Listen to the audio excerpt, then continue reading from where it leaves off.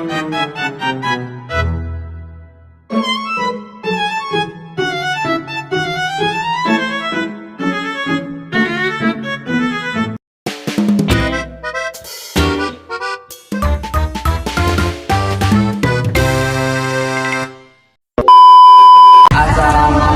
warahmatullahi wabarakatuh. Kami dari kelompok 1 Sudah berada di Museum Pegadaian. Sekarang kami akan berkunjung ke museum untuk meneliti dan mewawancarai yang ada di sini. Dan terus pantengin. video kami. Dadah. Hai guys, balik lagi sama aku di sini Vicky. Aku dari kelompok 1 bersama teman-teman ingin membawa kalian mengekspor Museum Pegadaian Sukabumi lebih banyak lagi. Yuk ikutin aku. Di sini kita diperlihatkan dengan contoh-contoh sambutan dari Museum Pegadaian. Kita lanjut lagi. Di sini juga kita dilihatin dengan banyak-banyak artikel tentang Pegadaian Sukabumi. Salah satunya dari sini. Nah, informasi yang dilampirkan di sini ada Pegadaian pada zaman VOC Belanda ya guys ya. Jejak sejarah Pegadaian pertama kali di Indonesia dimulai sejak tanggal 20 Agustus 1746 guys, ketika pemerintah kolonial Belanda melalui Vrijmidios Incident Compagnie. Maaf, aku kurang lancar bahasa Inggrisnya. VOC atau bisa mendirikan Bank Venleni atau bisa disingkat dengan BFV di Batavia. Nah, jadi awalan-awalan didirikannya itu pada zaman VOC tahun 1746 guys. Lanjut lagi. Nah, di sini juga kita dilihatkan kayaknya ini bapak-bapak yang berpengaruh dalam persejarahan Pegadaian yang ada di Indonesia. Yuk kita lanjut ke ruang selanjutnya.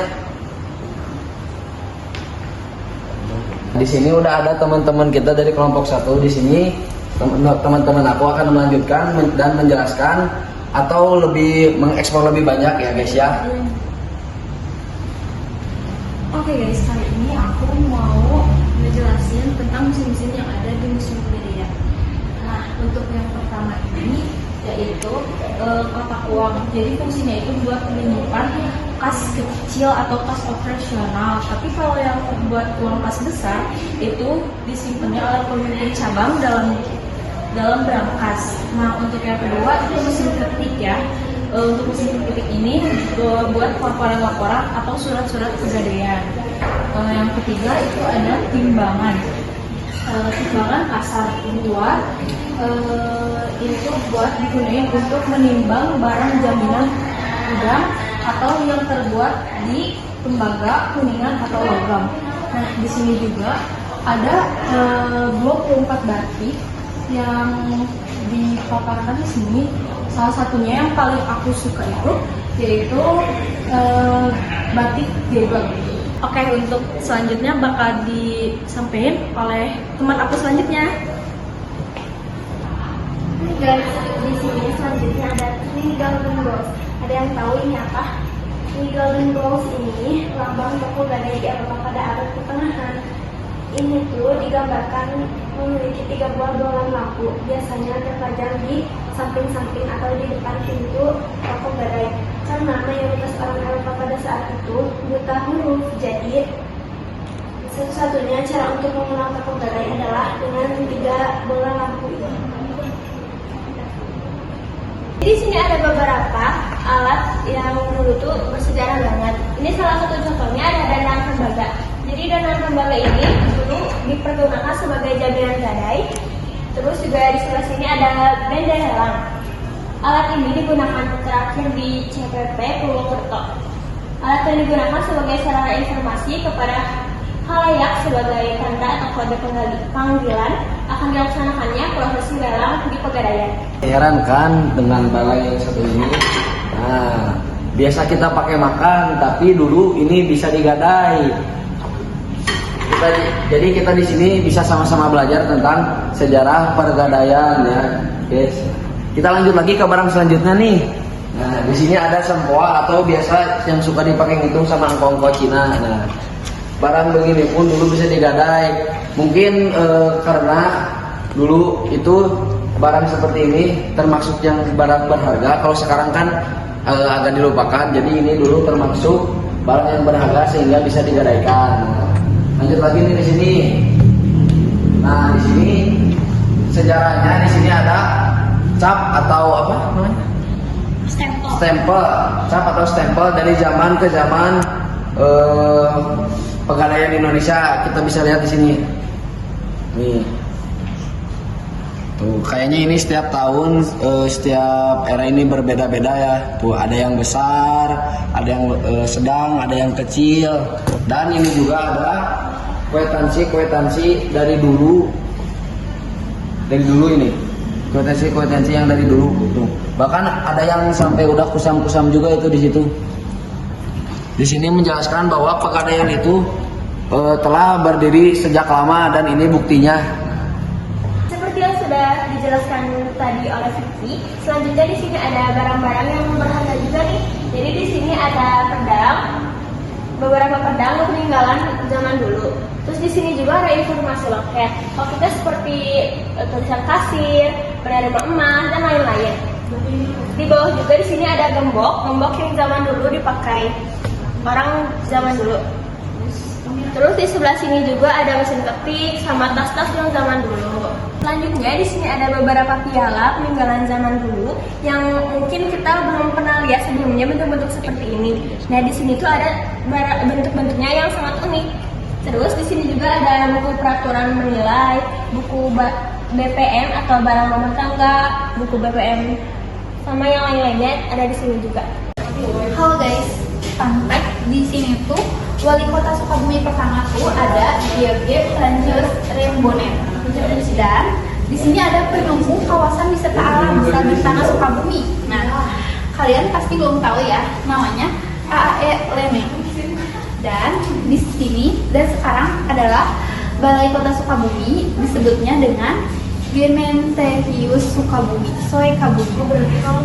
Oke, di sini ada salah satu gambar kartu pos bergambar Stasiun Sukabumi tempo dulu. Nih, bisa kalian lihat Sukabumi dulu tuh gini.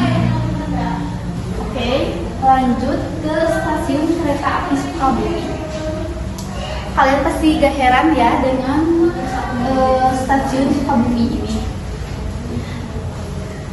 Lanjut ke Jalan Raya Pos Sukabumi. Bisa dilihat perbedaan dulu dan sekarang, jalannya tuh benar-benar berbeda banget.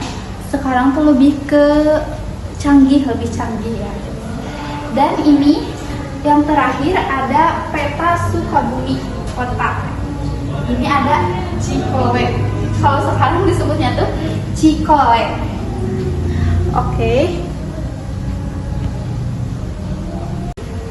Oke guys, di sini ada di Museum Pegadaian ini ada digitalnya loh guys. Jadi di sini tuh kita sambil literasi juga, sambil bisa kayak maksudnya gak boring banget di sini tuh. Sini guys, aku mau tunjukin. Di sini tuh benar-benar asik banget loh guys. Jadi kita sentuh di sini. Tuh, nyala guys. Ini juga. Wow. Itu di sini itu ada Gubernur Jenderal H.W. Dendles menentukan jenis barang yang diterima sebagai jaminan, yaitu emas, perak, dan kain. Nah, kesini lagi guys. Wow. Jadi kita sambil literasi juga ya guys. Di sini bisa dibaca juga.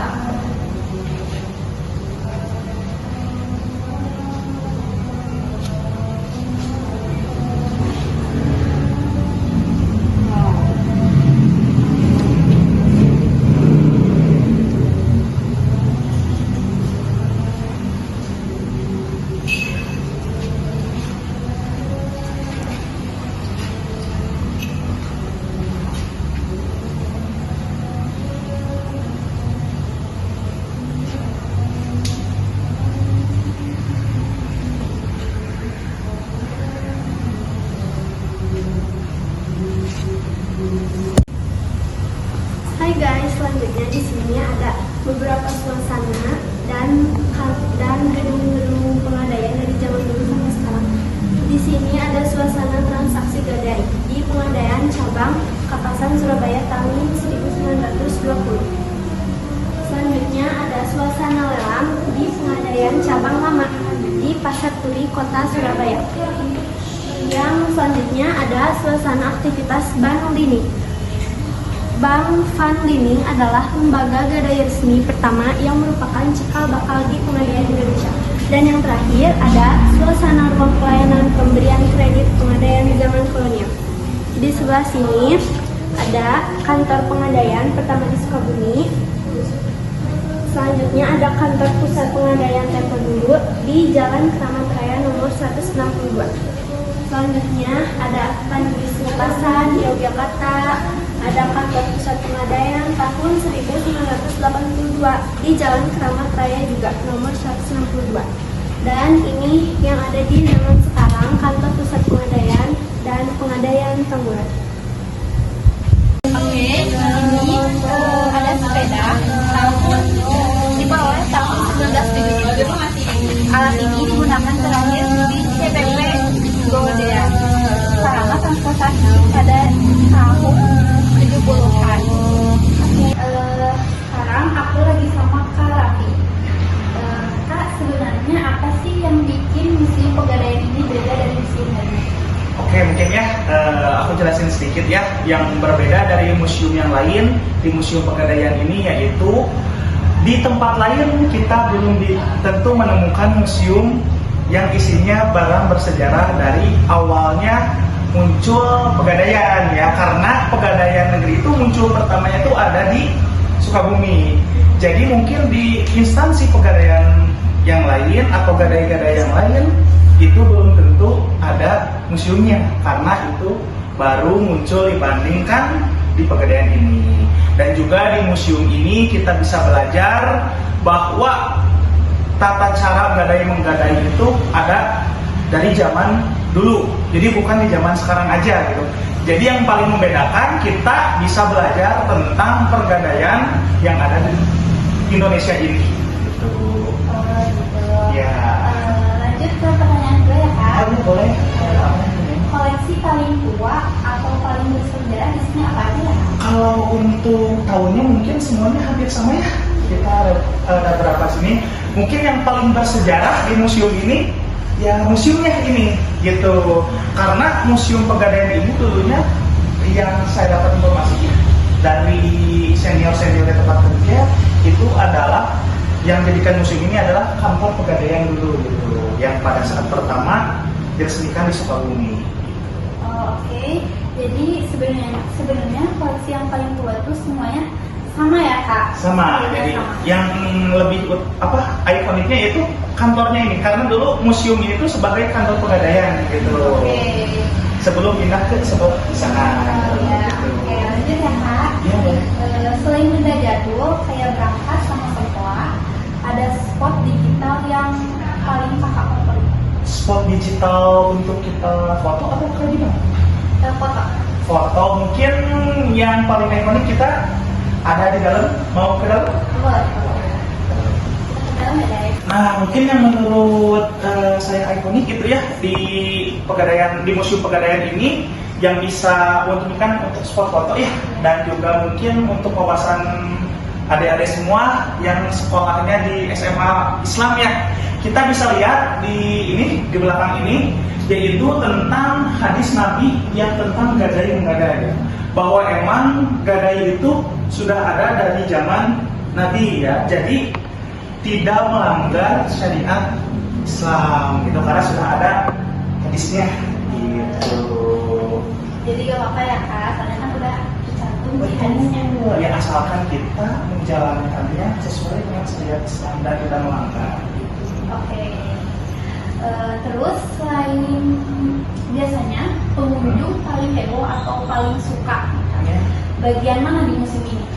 Bagiannya yaitu melihat benda-benda yang mungkin belum pernah dilihat oleh orang yang mengunjunginya gitu. Contohnya ada beberapa, mau dilihat? Boleh. Boleh, kita lihat deh ke belakang. kayak salah satu benda nih yang paling banyak gitu ya dilihat oleh pengunjung dan mungkin aneh melihatnya itu ada di mesin hitung. Nah, mungkin adik-adik di sini juga karena belum pada ngelihat ya mesin hitung ini di tempat-tempat lain kayak di pasar ataupun di tempat belanja mungkin agak ada karena kita udah pakai sistem digital gitu. Dan juga yang lain kita bisa lihat di sini mungkin ada yang asing. Ada yang asing. Oh ini sih kak, Ini timbangan mas. Oh iya, sekarang timbangannya udah digital ya. Iya, Gitu. digital. Salah satunya tambahannya ini. Nah, kayak gitu berarti deh. Oke, jadi ini barang yang ini ya yang jarang Ya. jarang Jangan lain. Jadi pada saat kesini tuh orang-orang tuh, wah ini first impressionnya, oh ada barang kayak gitu. Jadi ya mungkin kaget karena yang datang ke sini kebanyakan dia sih. Iya. Oke, ada nggak cerita unik di balik barang yang pernah digadaikan dulu? Cerita unik mungkin kalau untuk cerita unik ya baru mungkin saya baru juga masuk ke sini ya. Untuk cerita unik sih belum saya temukan. Ya, tapi kalau untuk cerita unik yang lainnya di luar Museum Pegadaian sih ada. Ya contohnya kayak ibu-ibu datang ke Museum Pegadaian, udah melihat museum pengenalan produk Pegadaian. Yang uniknya, yang mungkin menurut saya unik, dia langsung beli Museum Pegadaian. Gitu. Jadi untuk adik-adik semua atau ibu guru di sekolah yang mau beli emas Pegadaian tapi dengan cara dicicil itu bisa ya tentunya. Jadi nggak harus langsung bayar langsung, kita bisa dicicil. Jadi gitu ya guys yang kami bicarakan. Terima kasih buat ke Kak Rati. Ya sama-sama. Setidaknya akan ditutup sama kita. Terima kasih. Wassalamualaikum warahmatullahi wabarakatuh. Mungkin itu saja yang bisa kami sampaikan dari kelompok 1. Kami dari kelompok 1 izin undur diri. Ya Rebun, one smart. Bye